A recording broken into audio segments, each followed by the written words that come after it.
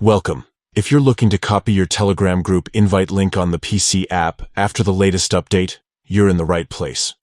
Whether you want to invite new members or share your group with friends, here's a simple step-by-step guide to get your group invite link in just a few clicks. First, open the Telegram app on your computer. Make sure you're logged in with the account that has admin rights in the group you want to share. Once you're in, look through your chat list and click on the group where you're an admin. This will open the group chat window. Next, look at the top right corner of the group window. You'll see 3 vertical dots.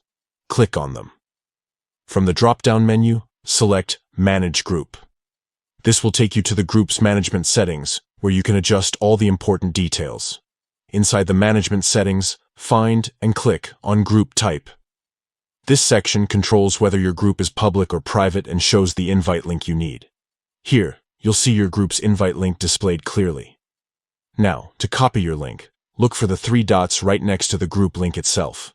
Click on these dots, and a small menu will appear. From the options shown, choose Copy.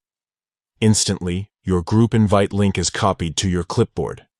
You can now paste this link anywhere. Send it in a message, share it on social media, or email it to friends.